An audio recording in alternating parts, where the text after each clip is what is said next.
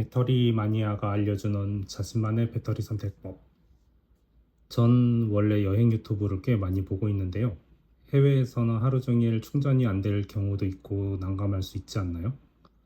그럴 때 배터리는 어떤 걸 가지고 다니시는지요? 이번엔 배터리를 찾는 분들을 위해 제가 경험한 배터리 지식을 공유해 드릴까 합니다. 저는 저장 장치를 좋아하는데요.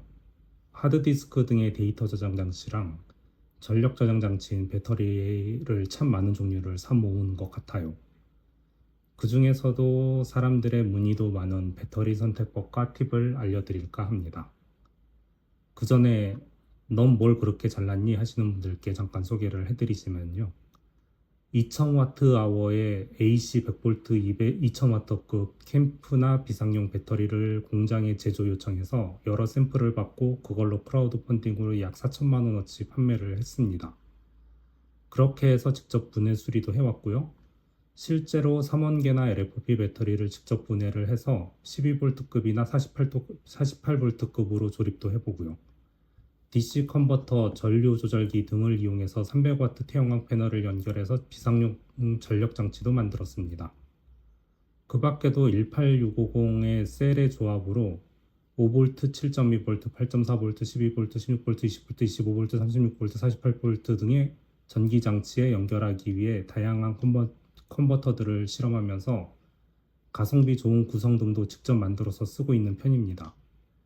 셀 단위로는 직접 만질 때 셀 자체에 BMS가 없는 걸 만질 때는 충분히 주의를 해주세요. 셀 하나만 열폭주가 나면 열폭주 시 발열은 1000도 정도가 넘어가는데 300도 정도면 열폭주가 시작되기 때문에 한 번 터지면 끝이라고 보시면 됩니다. 반드시 BMS에 든 돈을 아끼지 마시고 BMS를 경유해서만 테스트를 할 것, 아니면 10A짜리 퓨즈가 연결된 선으로만 장난을 칠 것 등등이 있겠네요. 안전방송은 아니니까 여기까지만 하고요. 우선 많은 분들이 배터리 하면 USB 때문에 5V를 베이스로 많이 생각하시는데요. 겨울에 바이크를 탈 때는 열선 조끼를 많이 입는데 이건 7.2에서 8.4V가 많죠. 그리고 공구는 10에서 25V, 자전거 배터리는 36에서 48V가 많습니다. 물론 그 이외의 범위에도 배터리는 아주 많습니다. 그렇다면 우선 전압이 높으면 좋은 것일까요? 요즘 자전거 배터리 중에 USB 단자가 있는 48V짜리도 나오고 있는데요. 48V로 5V로 낮춰서 쓰게 되면 거의 10분의 1의 전류를 사용하기 때문에 효율이 좋지요. 하지만 전문가 입장에서는 전압을 바꾸는 타이밍에 이미 로스가 발생한다고 생각하시잖아요.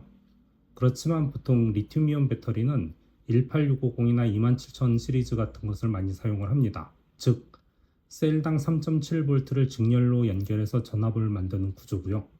예전 배터리와는 달리 중간에 한 셀만 선을 빼서 USB에 연결하기 때문에 전력 변환 손실은 거의 없다고 보시면 됩니다. 그리고 전압이 높으면 적은 전류로도 충분한 효율을 낼 수 있기 때문에 전선에 주는 부하가 적어서 같은 굵기의 전선이라도 전압을 높이는 것이 발열을 줄일 수가 있습니다. 즉, 고전압으로 움직여서 전기장치에서 직접 다운시켜주는 게 이상적인 거죠. 배터리 사고 중에서는 전선의 열이 높아져서 합선이 되어 터지는 경우가 가장 흔한 것 같습니다. 결론으로 이야기하자면 전압이 높을수록 효율이 좋다, 인 거고요. 단지 48V를 들고 있는데 시거잭인 12V짜리로 변환해서 사용하고 싶은 경우는 DC 컨버터를 써서 낮춰야 하기 때문에 열 손실이 일어나게 되므로 5V가 아닌 이상은 내가 들고 다니는 전력 장치에 가장 가까운 전압의 배터리를 들고 다니시는 것을 추천합니다. DC 컨버터는 전압 차이가 클수록 발열이 크게 납니다. 저의 경우는 18V 마키타 공구용 배터리의 6A짜리를 들고 다니는데요. 대부분의 항공기에서는 160Wh까지는 배터리를 실을 수 있어서 이 공구용 배터리가 최적입니다. 물론 8A짜리를 써도 144Wh이기 때문에 괜찮지 않느냐라고 하는데 가끔 110Wh 미만을 허용하는 항공사가 있으므로 6A 정도가 가장 좋지 않나 싶습니다. 물론 그 외에도 무게가 많이 차이 나게 되고요. 참고로 고프로는 3.7V 1680mAh 정도이므로 전력량으로서는 6.2Wh 정도가 되네요. 이 정도면 23개 정도 충전이 가능하고요. 아이폰 15 프로 맥스는 4422mAh이므로 16.3Wh 정도 전력이 필요해요. 그러니까 8.8번 정도 충전이 가능합니다. 그리고 외장형 배터리는 총 2개까지 가능하므로 이 2개면 며칠은 걱정이 없죠.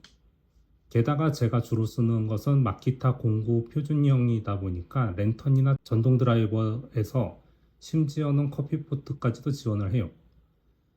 18V라는 것은 대형 휴대용 태양광 패널이 보통 20V 정도 하기 때문에 패널을 직접 배터리에 연결할 수 있습니다. 오지를 간다면 60W 정도 되는 20V 태양광 패널과 배터리 2개면 전력 걱정은 사라지지 않을까 하네요. 그리고 마키타 배터리의 또 하나의 특징은 옵션을 자유롭게 만들 수가 있는데 저의 경우는 기본적으로 USB 랜턴이 아주 얇아서 뚜껑 겸 항상 끼우고 다니고 있고요. 작은 AC 100V, 150W의 인버터를 가지고 있어서 노트북 충전 등에 꼭 필요한 전력 공급용으로도 좋습니다. 그 밖에 DC 컨버터 중에 다양한 컨버터를 연결해서 유사시에 48V 전동 자전거 충전이나 차량용 점프 케이블도 가지고 다닙니다. 물론 필요에 따라서 옵션을 바꿀 수가 있는 게 좋은 거죠.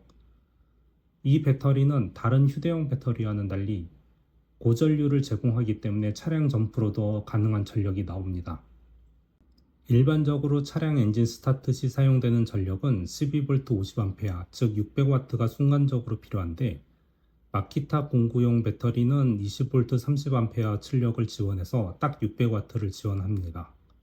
물론 차량 스타트 같은 수초만 써야지 너무 오래 30A를 공급하려면 충분한 방열 장치가 필요하게 되죠.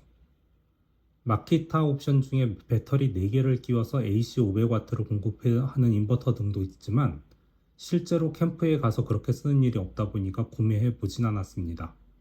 이건 저의 경우이고요. 만약 휴대폰 두어 번 충전만 하면 되면 걱정할 게 없어. 그런데 아이폰 15야.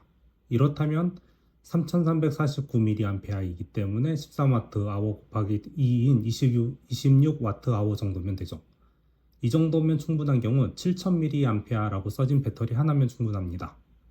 요즘 가성비 좋은 것은 20000mAh인 것 같은데 무게를 생각해서 불필요하게 무겁지 않게 가지고 다니는 게 좋지요.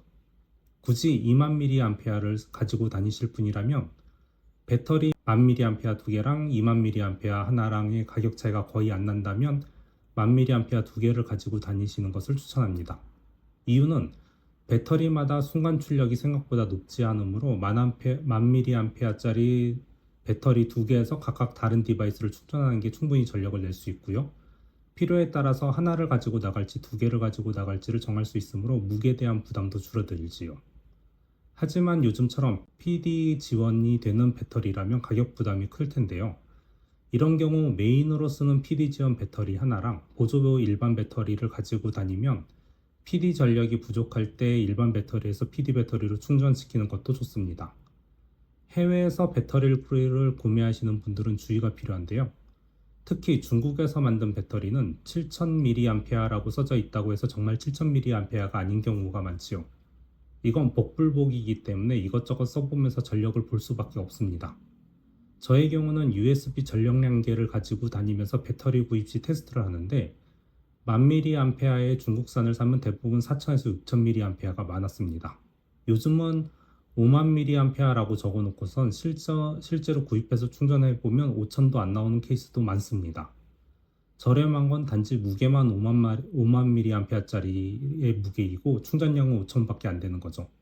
무겁기만 한 쓰레기랄까요? 물론 마키타도 호환이라면서 알리에서 많이 팔잖아요.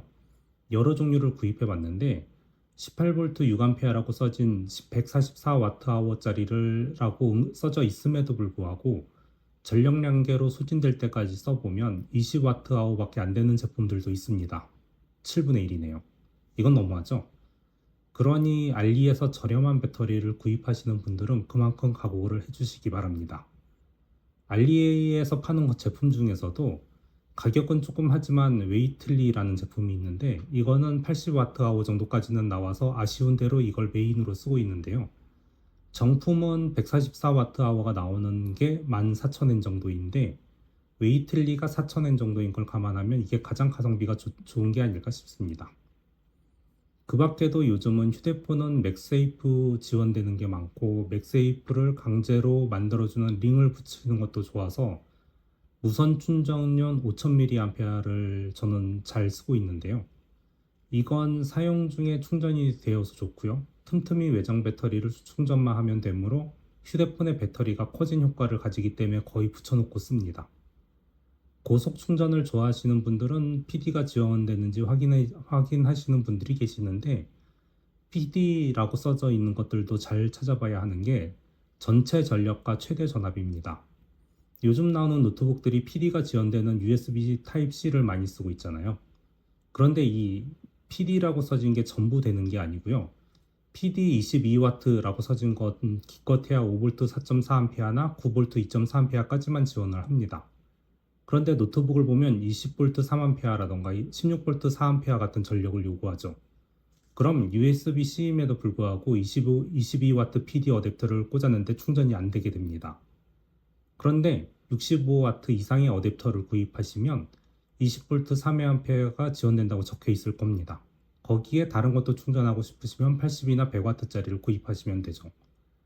이렇게 잘 찾아보시고 타입C 어댑터와 AC 인버터 플러스 마키타 배터리 이런 식으로 조합을 잘 하시면 노트북용 배터리까지 걱정 없이 가지고 다닐 수 있게 되는 것이죠. 거기에 상황에 따라 태양광 패널을 추가하거나 대용량 카드 커버 가능한 배터리의 연결 장치도 있으면 좋고요. LFP냐 3원계냐에 대한 내용 이전에 소비자로서 필요한 배터리만도 이렇게 엄청 종류가 많고 알아야 할 게 많죠. 앞으로 더욱 기술은 발전할 것이기 때문에 작고 좋은 배터리는 꾸준히 나올 것입니다. 그러니 내가 좋아하는 기능을 충분히 갖춘 메인 배터리는 꼭 크지 않은 걸로 하시고 이걸 보조하는 배터리의 조합을 잘만 만들어가면 나만의 오리지널 배터리를 만들 수가 있을 것이죠. 이걸로 보다 여유 있는 디지털 라이프를 즐기시길 바랍니다. 끝!